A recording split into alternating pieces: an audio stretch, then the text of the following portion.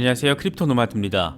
미국 연준의 FOMC 회의를 앞두고 시장의 눈치 보기 장세가 꽤나 강력하게 이어지고 있습니다. 쭈꾸리 스탠스로 우선 전환한 것은 미국 증시였습니다.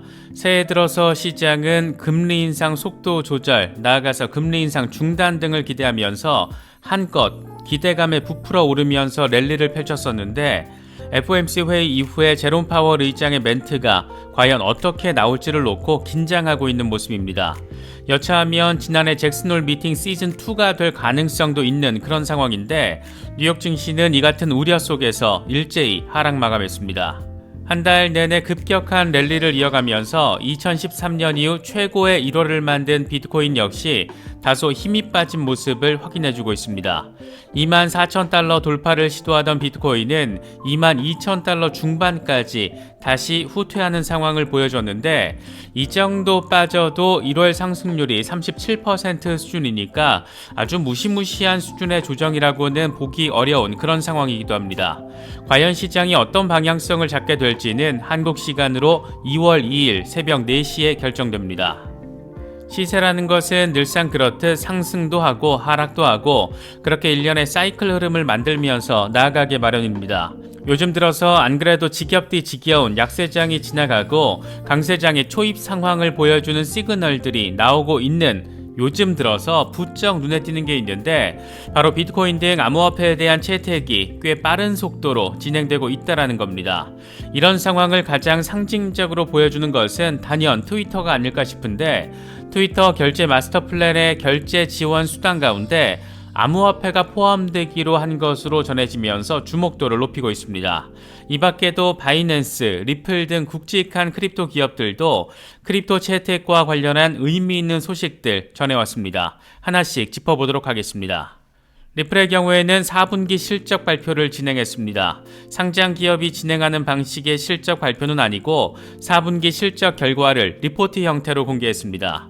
지난해 4분기는 말 그대로 최악의 약세장 절정이었는데 그럼에도 불구하고 리플의 글로벌 확장이 잘 진행되고 있다는 점이 아주 선명하게 확인됐습니다.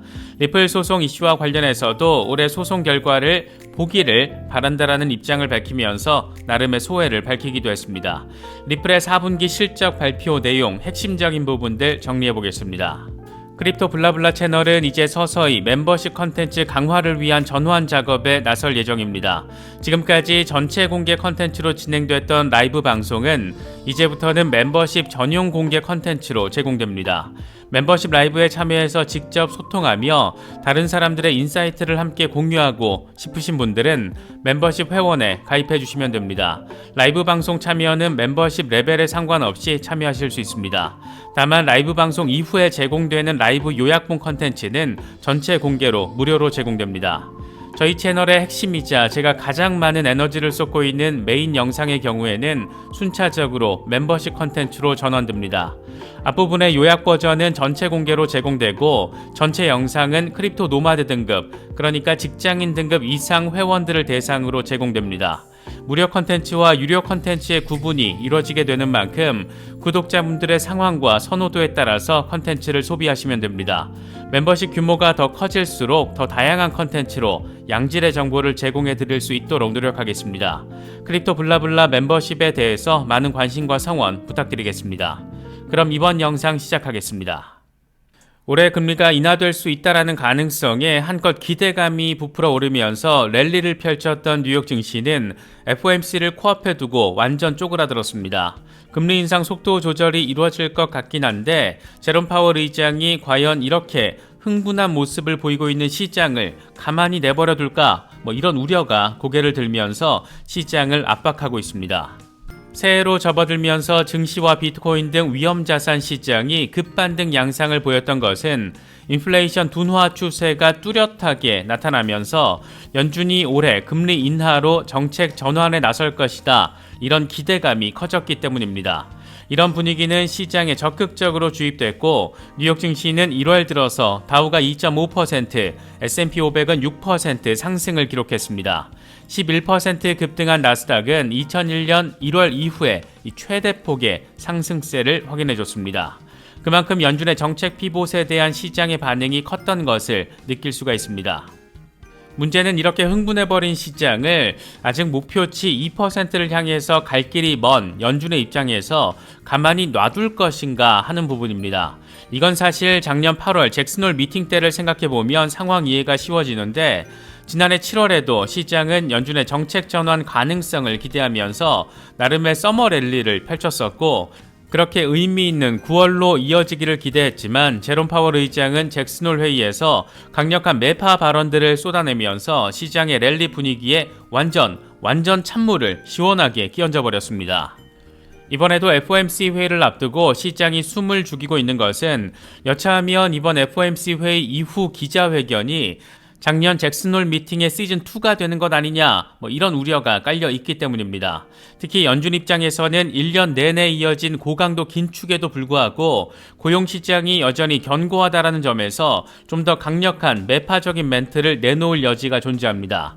이제 막 인플레이션이 잡힐까 말까 하는 상황인데, 지금 위험자산 시장의 흥분을 그대로 냅두면 소비가 늘면서 인플레이션을 오히려 더 자극할 수도 있기 때문에 연준은 고용시장도 견고하겠다, 아싸리 그냥 시장 길을 좀 더 죽여놓자, 이렇게 판단할 수도 있다라는 겁니다. 이 같은 우려가 증시를 쫄아버리게 만들었고, 이런 분위기는 고스란히 비트코인에 영향을 미치고 있는 모습입니다. 24,000달러 돌파 테스트를 벌이던 비트코인은 증시의 하락세와 맞물려서 22,000달러 중반까지 후퇴하는 모습을 확인했습니다. 물론 그럼에도 불구하고 1월 내내 40% 수준의 랠리를 펼치다 보니까 상승분을 까먹은 비중은 미미하지만 워낙 중요한 구간에 대한 테스트이고, 하필 이게 월간 종가 마감 시점과 맞물리다 보니 이래저래 우려와 기대를 공존하게 만들고 있습니다. 공포 탐욕 지수는 하루 전보다 10포인트 빠진 51을 기록하면서 다시 중립 단계로 전환됐습니다. 긴축에 대한 우려가 투심에도 직접적인 영향을 미쳤다라는 점을 확인할 수 있는 부분입니다. 비트코인 도미넌스는 별다른 변동폭 없이 여전히 44%대 위에서 자리하고 있는 상황입니다. 현재 비트코인의 흐름과 관련해서 코인텔레그래프의 기고가 라케시 우페드히에는 비트코인이 23,816달러 저항선을 일시적으로 넘어서긴 했지만 모멘텀을 만들어내지는 못했고, 그렇게 다시 22,800달러로 떨어졌다라고 진단했습니다. 그러면서 22,800달러 위로 다시 반등할 경우에 25,211달러까지 나아갈 수 있고, 여기를 뚫을 경우에는 30,000달러에서 32,000달러까지 반등할 수 있다. 반면 22,800달러 아래로 빠질 경우에 20일 지수이동 평균이 자리한 21,716달러까지 조정이 발생할 수 있고, 여기도 깨질 경우에는 20,000달러까지 후퇴할 수 있다라고 분석했습니다. 지금이 딱 22,800달러 주변에서 흐름을 보이고 있는 만큼 꽤나 중요한 구간에서 기싸움을 벌이고 있다, 이렇게 바라볼 수 있는 부분입니다. 익명의 분석가 캡틴 파이빅은 비트코인이 조정을 받는 것은 좀 더 강력한 트렌드를 만들기 위해서 필요한 것이라는 점을 기억해야 한다, 이렇게 말하면서 지금의 조정 상황에 너무 쫄 필요가 없다라는 점을 강조했습니다. 함께 공유한 1시간 차트를 보면 22,000달러 초반까지 단기적으로는 후퇴할 수도 있다라는 점이 표시가 돼 있는데, 이게 지금까지의 반등 상황과 비교했을 때 그 폭 자체가 크지 않다, 이런 점을 강조하고 있다라고 바라볼 수가 있습니다. 그는 일간 차트를 통해서는 좀 더 긍정적인 부분에 방점을 찍었는데, 이미 상단 저항 라인을 뚫었기 때문에 여기서 지지 테스트를 한 번 더 확인한 뒤에, 그러고 나서 4월 전후 시점까지 34,800달러에 도달할 수 있을 거라는 점을 표시해놨습니다.